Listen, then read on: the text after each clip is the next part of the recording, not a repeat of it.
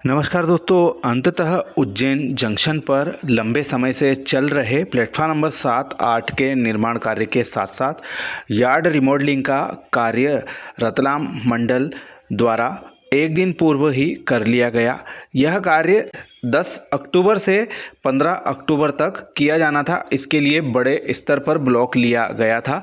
करीब 50 से ज़्यादा ट्रेनें डाइवर्टेड रास्तों से चलाई गई। इसके साथ साथ कुछ ट्रेनों को शॉर्ट टर्मिनेट किया गया, कुछ ट्रेनों को कैंसिल किया गया। इससे यात्रियों को काफ़ी परेशानी का सामना करना पड़ा, लेकिन यह जो कार्य किया गया काफ़ी महत्वपूर्ण कार्य है। इससे भविष्य में उज्जैन जंक्शन पर अतिरिक्त ट्रेनों को खड़ा करने के लिए लाइनें उपलब्ध हो गई हैं, साथ ही अतिरिक्त प्लेटफार्म भी यहाँ पर उपलब्ध हो गए हैं।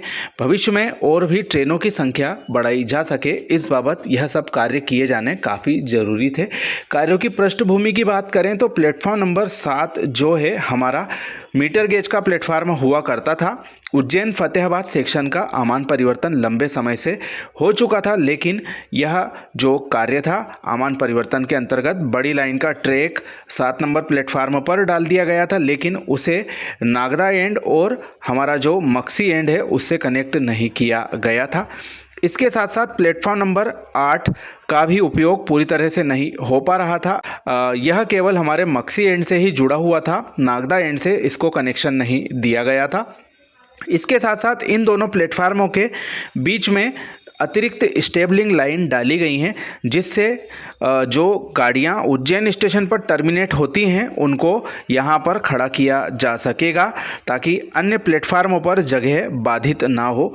इन सबको देखते हुए लंबे समय से यह कार्य जारी था और अंततः अब जाकर यह पूरा हो गया है, जिसकी सूचना रतलाम मंडल डीआरएम साहब के सोशल मीडिया पेज से कल शाम को दी गई कि यह जो कार्य था 15 अक्टूबर को पूरा होने वाला, जिसमें 15 अक्टूबर को भी कुछ ट्रेनों को ब्लॉक की वजह से डाइवर्ट किया गया था और शॉर्ट टर्मिनेट कैंसिल आदि किया गया था।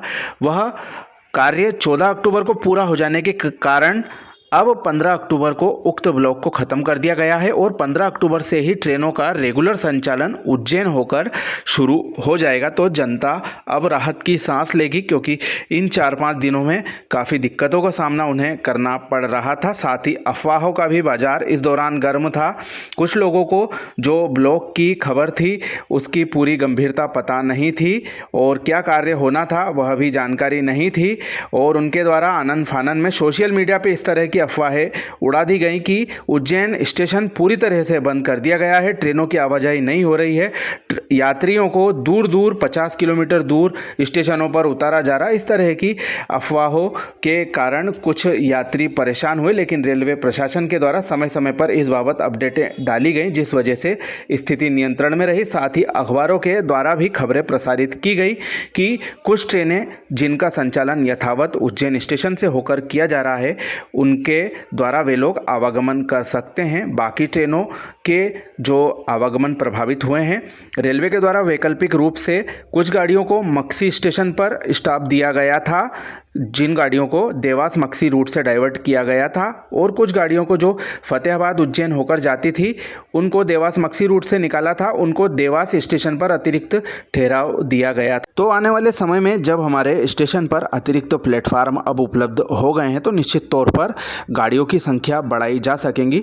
जो ट्रेनें अतिरिक्त समय तक दोनों छोरों पर खड़ी रहती थी, सी केबिन पर, छिपरा ब्रिज केबिन पर खड़ी रहती थी, वह अब नहीं खड़ा रहना पड़ेगा। अतिरिक्त ट्रेनें यहाँ पर अतिरिक्त प्लेटफार्म उपलब्ध होने के पश्चात में अब आ जा सकेंगी और निश्चित तौर पर इस कार्य के दूरगामी परिणाम भविष्य में दिखाई देंगे। साथ ही इंटरलॉकिंग और यार्ड रिमॉडलिंग कार्य पूरा हो जाने के पश्चात में रेलवे का जो तकनीकी क्षमता है वह भी बढ़ेगी और इससे काफ़ी फ़ायदा भविष्य में प्राप्त होगा। इसके साथ साथ हमारा जो विक्रम नगर से लगा के उज्जैन सी केबिन तक दोहरीकरण का कार्य भी अधूरा पड़ा हुआ था, उसको भी रेलवे के द्वारा आज सीआरएस निरीक्षण उस पर किया जा रहा है। इसी ब्लॉक के दौरान उक्त लाइन को भी कनेक्ट कर दिया गया है और उक्त जो दोहरीकरण कार्य था अब पूरी तरह से तैयार हो चुका है, जिसका सीआरएस निरीक्षण आज लिया जा रहा है। तो उसका भी कुछ झलक हमारे को मिलती है तो हम आप सभी को दिखाएंगे। तो निश्चित तौर पर यह जो तकनीकी कार्य किए गए हैं इसके परिणाम भविष्य में यात्रियों को अतिरिक्त ट्रेनों की कनेक्टिविटी के साथ में प्राप्त होंगे, ऐसी हम उम्मीद कर सकते हैं। जानकारी कैसी लगी कमेंट करके ज़रूर बताएं। अपने मित्रों के साथ वीडियो शेयर करना ना भूलें। आप सभी का धन्यवाद।